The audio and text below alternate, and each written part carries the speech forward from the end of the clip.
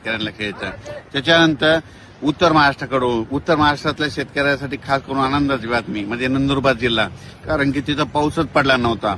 आज तिथं 21 तारखेपासून ते 27 तारखेपर्यंत नंदुरबार जिल्ह्यामध्ये काही ठिकाणी मुसळधार पाऊस त्या 5-6 दिवसामध्ये पडणार आहे.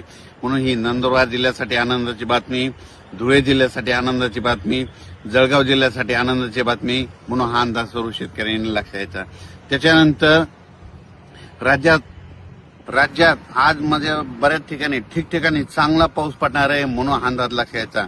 खास करून मुंबई, पुणे, नाशिक, त्र्यंबकेश्वर तिकडे देखील काय होणार आहे, आज 21 पासून ते 27 तारखेच्या दरम्यान 27 जुलैपर्यंत चांगला जोराचा पाऊस पडणार आहे. नाशिककडे परत एकदा गोदावरी नदीला पाणी येऊ शकतं. म्हणून हे अंदाज लक्षात येतं, कारण की नाशिककडे त्र्यंबकेश्वरकडे काय होणार आहे 21 ते 27च्या दरम्यान नाशिक जिल्ह्यामध्ये तिकडं म्हणजे गुजरातच्या बॉर्डरकडे म्हणजे वरती पाऊस पडणार आहे.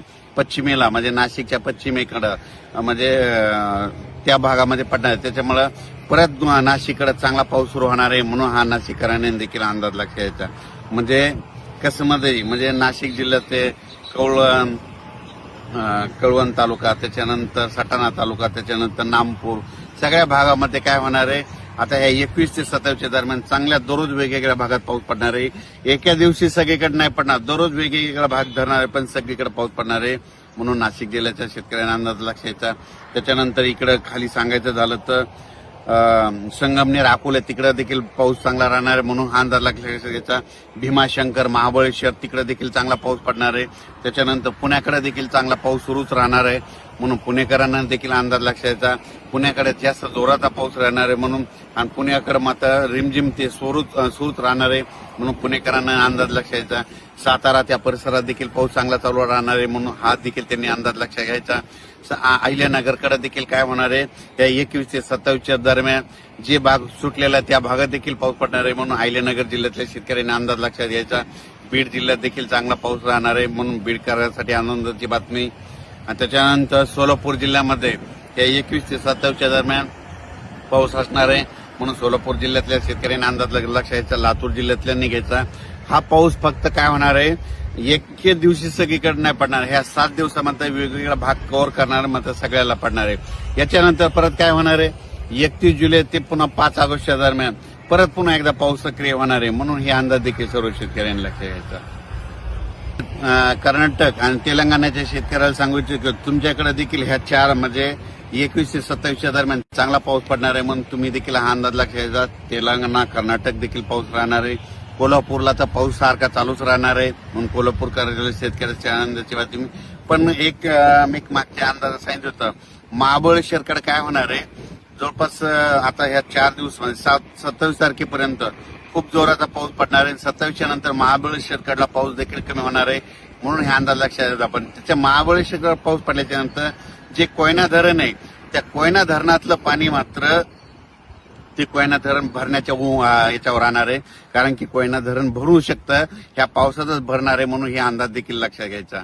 त्याच्यानंतर राज्यात सांगायचं झालं तर ठिकठिकाणी म्हणजे आज नागपूरकडे, भंडारा, वर्धा, गोंदिया सगळीकडे, नगर तिकडं देखील काय होणार आहे, हे जवळपास 30 तारखेपर्यंत 30 जुलैपर्यंत म्हणजे आज 19 ते 30 आणखीन 10-11 दिवस असा दररोज वेगवेगळ्या भागात पाऊस पडत राहणार आहे. म्हणून हा अंदाज लक्षात घ्यायचा. त्याच्यानंतर इकडे उत्तर महाराष्ट्राकडं नंदुरबार जिल्हा झालं, धुळे जिल्हा झालं, नाशिक जिल्हा झालं, त्याच्यानंतर अहिल्यानगर, इकडं संभाजीनगर ह्या पट्ट्यामध्ये देखील काय होणार आहे की तिकडे देखील असा म्हणजे 19 तारखेपासून ते 30 जुलैपर्यंत असा दररोज वेगवेगळ्या भागात विखुरलेल्या स्वरूपाचा पाऊस पडणार आहे. म्हणून हा अंदाज लक्षात घ्यायचा. मुंबई पुण्याला देखील जोराचा पाऊस सुरू राहणार आहे. म्हणून हे देखील लक्षात घ्यायचं. पण कोकणपट्टी आणि घाटमाता परिसर मात्र 19 तारखेपासून ते 27 तारखेपर्यंत खूप जोराचा पाऊस पडणार आहे घाटमाता आणि कोकणपट्टीकडे. म्हणून ही अंदाज त्या शेतकऱ्यांना लक्षात घ्यायचा. तसेच नांदेड जिल्हा, हिंगोली जिल्हा, परभणी जिल्ह्यातला काही भाग तिथं, त्याच्यानंतर धाराशिव, लातूर त्या आणि बीड जिल्ह्यात जे भाग वंचित राहिला आहे त्या ह्या 5-6 दिवसामध्ये ज्या भागात पाऊस नाही पडलेला आहे तिथं म्हणजे पडून जाईल आणि त्या भागातील शेतकऱ्याची पेरणी होणार आहे. म्हणून हा अंदाज सर्व शेतकऱ्यांना लक्षात घ्यायचा.